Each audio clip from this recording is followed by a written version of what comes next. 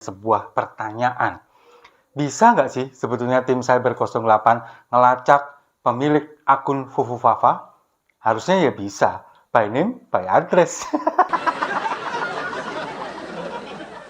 Iya kan?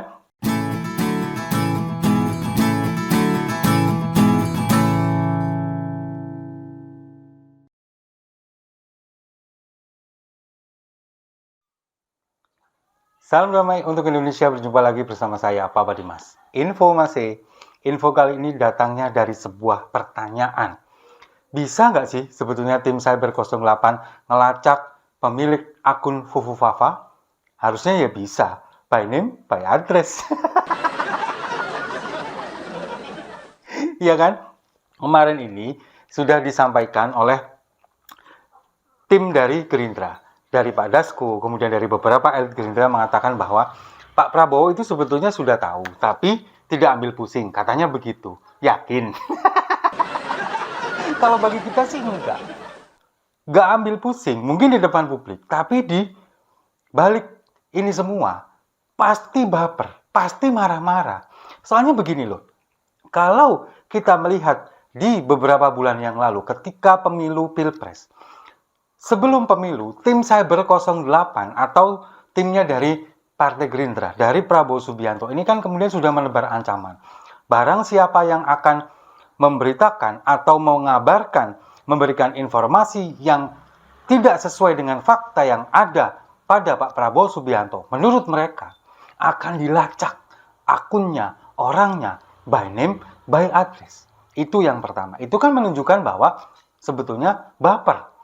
Lalu kemudian ketika debat Pilpres, ketika Anies Baswedan membeli nilai 11 dari 100, sampai sekarang masih disinggung-singgung terus, masih dibahas-bahas terus. Itu artinya apa? Orang ini adalah orang yang baperan dan pendendam.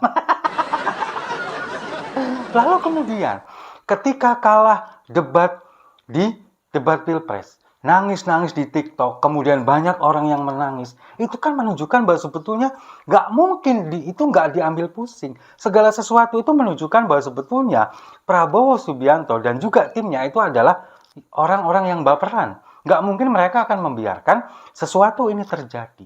Nah, kemudian mereka pada waktu itu kan memberikan ancaman, barang siapa yang memberikan informasi yang tentang fitnah, hoax, dan lain sebagainya, kemudian menjelekkan nama Prabowo Subianto akan dilacak by name, by address. Jadi benar-benar mirip otoritarian seperti zaman Orde Baru.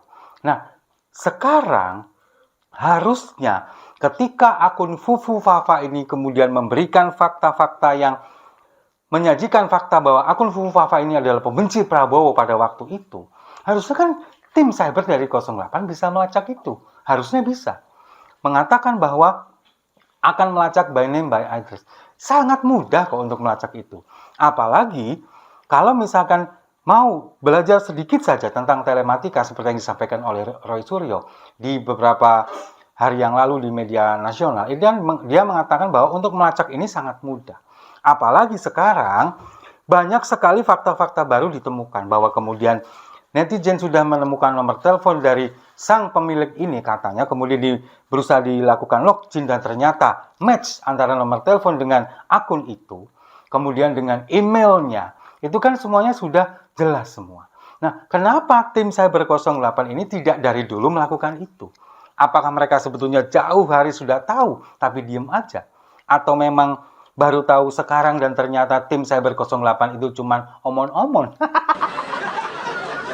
Itu kan seharusnya. Kalau misalkan tim cyber ini beneran bisa melacak by name, by address, nggak mungkin mereka ini kemudian sekarang lagi ribut masalah akun Fufufafa.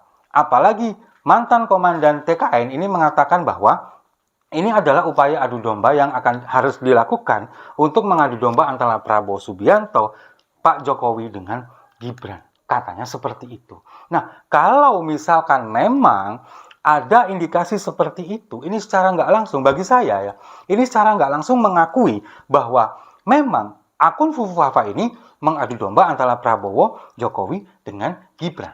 Nah, sekarang apa hubungannya antara akun Fufufafa dengan Gibran, dengan Jokowi? Nah, itu yang secara nggak langsung diakui oleh Komandan TKN, mengatakan bahwa ini adalah upaya adu domba, berarti secara nggak langsung mengakui bahwa akun Fufufafa memang milik Gibran. Iya kan?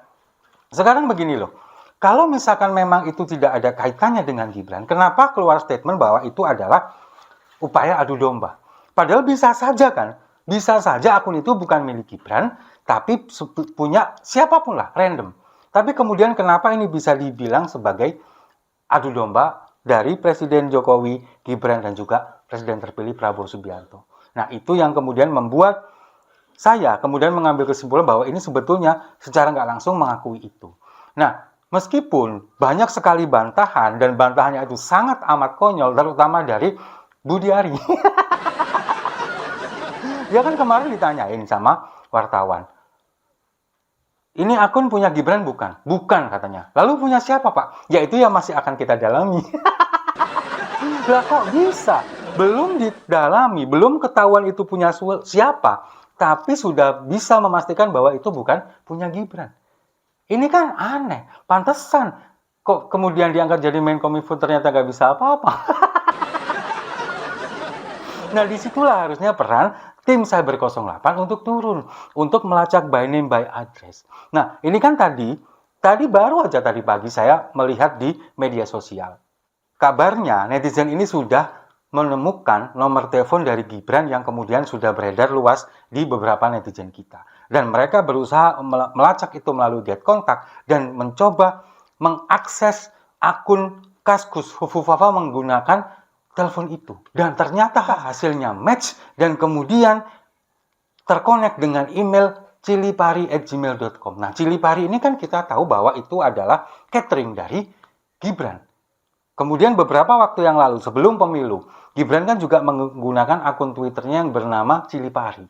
Nah, ini yang kemudian pada akhirnya menyatukan ini semua, dikumpulkan fakta-fakta ini menyatakan bahwa kemungkinan besar pemilik akun ini adalah Gibran Rakabuming Raka. Meskipun dibantah, berulang kali dibantah, kemudian dia bilang mengatakan, menggunakan bahasa Jawa ya, dia bilang, ya takon langsung duwe akun katanya. Tanya pada yang punya akun, ojo takon nang aku, jangan tanya ke saya, katanya seperti itu. Nah itu kan wartawan berusaha nanya pada yang punya. Tapi dibantah.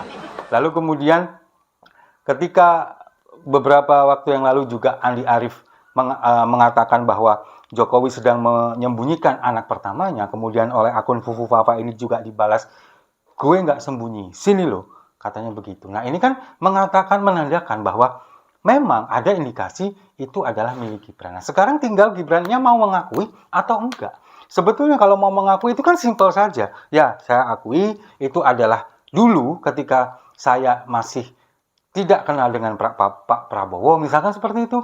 Ketika ayah saya dulu bersaing dengan Pak Prabowo, kan tinggal diakui seperti itu.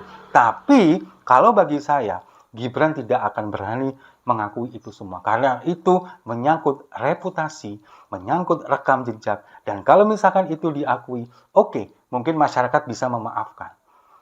Kemudian pertanyaannya, apakah Pak Prabowo bisa memaafkan itu semua? Lalu kemudian apakah tidak mengancam karir Gibran di pemerintahan ke depan? Karena ada kemungkinan kabar selentingan bahwa kalau misalkan ini terbukti itu adalah akun milik Gibran, kemungkinan besar dia akan dimakzulkan karena perbuatan tidak terpuji, kemudian menfitnah, seksis, rasis, dan macam-macam itu yang disampaikan, kemungkinan itu akan bisa dimakzulkan. Tapi harus nunggu dilantik dulu.